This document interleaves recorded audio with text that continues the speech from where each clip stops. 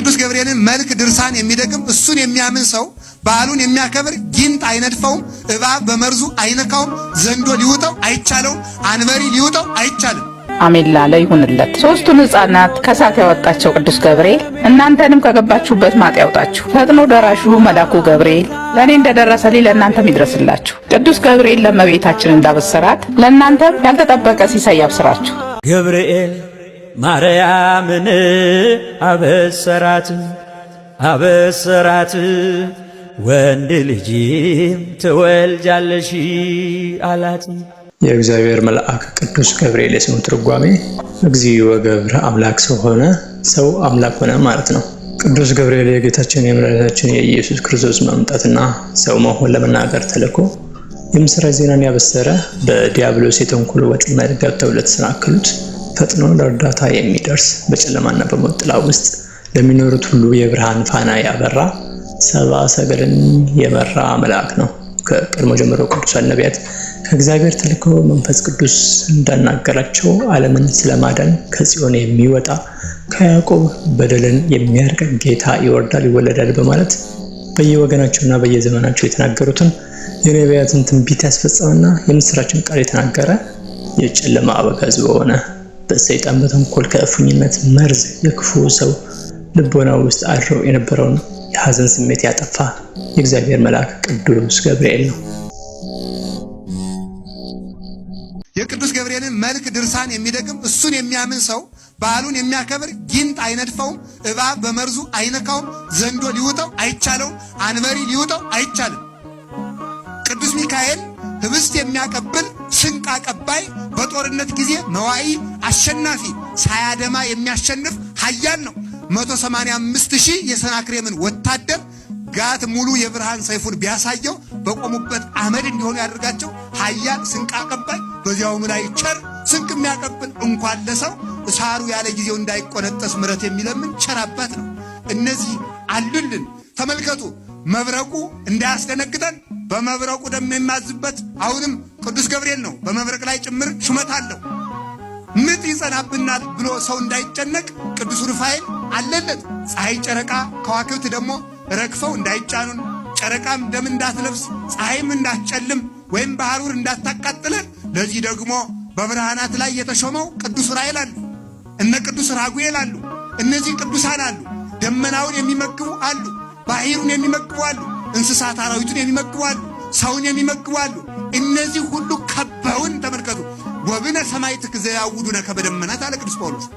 እንደ ደመና የሚከቡን እነዚህ ሁሉ ምስክሮች ካሉልን ያለ እንግዲህ ምን የሚያስደነግጠን ነገር ይኖራል? የለም። ሃይማኖት ገንዘባችን ነው። እስኪ አንድ ጊዜ ሃይማኖት ገንዘባችን ነው በሉ። ቅዱስ ሉቃስ እንደጻፈው መልአኩ ቅዱስ ገብርኤል ሁልጊዜም ለደስታና ለምስራች የሚላክ መልአክ ነው። በተለይም ስለ ልደተ ክርስቶስ ለድንግል ማርያም ለመጀመሪያ ጊዜ የምስጋናና የክብር ሰላምታ ያበሰረ በመሆኑ አብሳሬ ትብስት መልአከ ብስራት መጋቢ አዲስ ተብሎ ይጠራል። ቅዱስ ገብርኤል ከሌሎች መላእክት ተለይቶ መላእክት ከተፈጠሩ በኋላ አምላካቸውን ለማወቅ መኑ ፈጠረና እያሉ ሲባዝኑ ሳጥናኤል እኔ ፈጠርኳችሁ ሲል፣ ቅዱስ ገብርኤል ግን የፈጠረንን አምላክ እስክናቅ ድረስ በያለንበት እንቁም ንጽና ንቁም በበህላዌና እስከንረክቦ አምላክን በማለት መላእክትን ያረጋጋ መልአክ ነው። አክሲማሮስ ገጽ 35። በዚህም አባቶቻችን እንደሚሉት መልአኩ የመጀመሪያው የተዋህዶ ሰባኪ ነው። ምክንያቱም ከፍጥረታት አስቀድሞ አምላኩን አውቆ ስብከት የጀመረ መልአክ ነውና። በዚህም ምክንያት ጌታ ወበእንተዝ ይደሎ ከመ ይጹር ዜናሃ ለማርያም ድንግል ማርያምን ያበስር ዘንድ የተገባው ሆነ እንዲል ነገረ ሥጋዌውን ለድንግል እንዲያበስር አድሎታል። ከዚህም በኋላም ደጋግ ሰዎችን ለመርዳት የሚወጣ የሚወርድ ሆኗል። ቅዱስ ገብርኤል ከሌሎች መላእክት ተለይቶ ዘወትር በምንጸልያቸው ጸሎቶች ስሙ የሚጠራ መልአክ ነው። ይኸውም በዘወትር ጸሎቶች በአቡነ ዘበሰማያት፣ በሰላመ ቅዱስ ገብርኤል፣ በውዳሴ ማርያም፣ በየወድስዋ መላእክትና በመሳሰሉት ጸሎቶች ዘወትር ስሙ የሚጠራ መልአክ ነው። ቅዱስ ገብርኤል ካህናት አባቶች እንደሚሉት ስዕለት ሰሚ እንዲሁም ፈጥኖ ደራሽ መልአክ ነው። በዚህም ምክንያት በክርስቲያኖች ዘንድ እጅግ ተወዳጅ መልአክ ነው። ስለዚህም ፈጥኖ ደራሹ መልአክ ስዕለት ሰሚው መልአክ ይባላል። በአገራችን ክብረ በዓሉ በቁልቢ ገብርኤልና በተለያዩ ቦታዎች እጅግ በርካታ ሕዝበ ክርስቲያን በተገኙበትም ይከበራል። የአምላክ እናት እመቤታችን ቅድስት ድንግል ማርያምም ከሌሎች መላእክት ሁሉ ይበልጥ መልአኩ ቅዱስ ገብርኤልን እንደምትወደው በድርሳነ ገብርኤል ላይ ተጽፏል። የልጇን የጌታችን የኢየሱስ ክርስቶስን ከእርሷ መወለድ ያበሰራት እርሱ ነውና እንዲል ድርሳነ ገብርኤል ዘኅዳር ምዕራፍ 2 ቁጥር 13 ላይ ቅዱስ ገብርኤል ብርሃናዊ መልአክ ነው። ቅዱስ ዮሐንስ ወልደ ነጎድጓድ በራእዩ እንዲህ በማለት ተናግሯል። ከዚህ በኋላ ታላቅ ስልጣን ያለው ሌላ መልአክ ከሰማይ ሲወርድ አየሁ። ከክብሩም የተነሳ ምድር በራች ይላል ራእይ 18 ቁጥር 1። ነቢዩ ዳዊት መላእክቱን የእሳት ነበልባል የሚያደርግ እንዳለው ቅዱስ ገብርኤል ነበልባላዊ መልአክ ነው። መዝሙር 103 ቁጥር 4። ቅዱስ ገብርኤል ኃያል መልአክ ነው። ቅዱስ ዮሐንስ በራእዩ ብርቱ መልአክ ደመና ተጎናጽፎ ከሰማይ ሲወርድ አየሁ። በራእዩም ላይ ቀስተ ደመና ነበረ። ፊቱም እንደ ፀሐይ፣ እግሮቹም እንደ እሳት አምዶች ነበሩ። የተከፈተችንም ታናሽ መጽሐፍ በእጁ ያዘ። ቀኝ እግሩም በባህር ላይ ግራውንም በምድር ላይ አኖረ። እንደሚያገሳ አንበሳ በታላቅ ድምፅ ጮኸ በማለት መስክሯል። ራእይ 10 ቁጥር 1። ቅዱስ ገብርኤል የመላእክት አለቃ ነው። በራማ በሰፈሩት 10ሩ የነገደ ሰራዊት ላይ የአርባብ አለቃ ነው። ነቢዩ ሄኖክም በሰራዊት ሁሉ የተሾመ መልአክ ቅዱስ ገብርኤል ነው ይላል። በዚህም ምክንያት የራማው መልአክ ተብሎ ይጠራል። ሄኖክ 10 ቁጥር 14።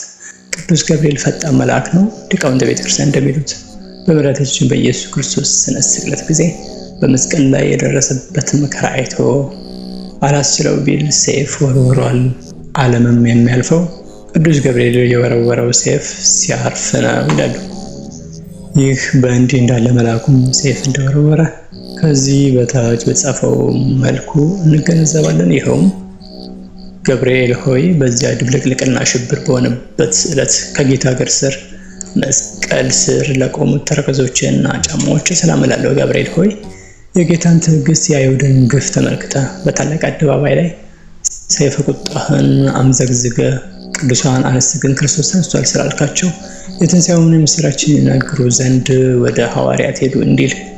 ስለዚህ ቅዱስ ገብርኤል ከዓለም በፊት አምላኩን ያወቀ ዓለም ልታልፍ ስትልም የወረወረው ሰይፍ እንደሚያርፍ ሊቃውንቱ ያስረዳሉ። በሀገራችን በተለምዶ ሚካኤል እንዳየህ ገብርኤል እንዳየህ የሚልም አባባል አለ።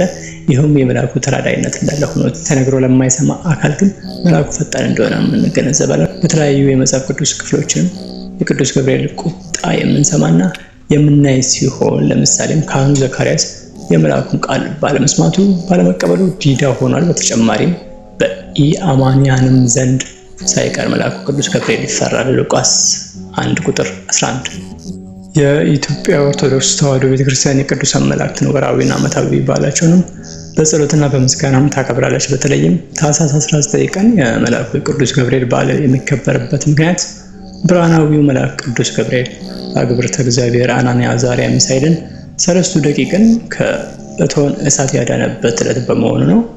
በግዕዝ የተጻፈው መጽሐፍ ቅዱስም ትማልም አሲረነ ሰለስተ እደወ ወይደነ 3 ሰዎች አስረን ከእሳቱ እቶን ጥለን ነበር። ዛሬ ግን 4 ሆነው ከእስራታቸው ተፈተው በእሳቱ ውስጥ ሲመላለሱ አየው። 4ኛውም የእግዚአብሔር ልጅ ይመስላል በማለት ይገልጸዋል። ብር እያሉ ከእሳቱ ውስጥም ወጥተዋል። በልብሳቸው ላይም ጥላሸት እንኳን አልተገኘም። ናቡከደነጾርም ይህንን አይቶ አምላክ እግዚአብሔር ይመስገናል። ንጉሱም አዋጁን በአዋጅ መልሶ ለሕፃናቱ በሹመት ላይ ሹመት በክብር ላይ ክብር ጨምሮላቸዋል። የመልአኩ የቅዱስ ገብርኤል በረከት ተራዳይነት ከሁላችን ጋር ይኑር፣ አሜን።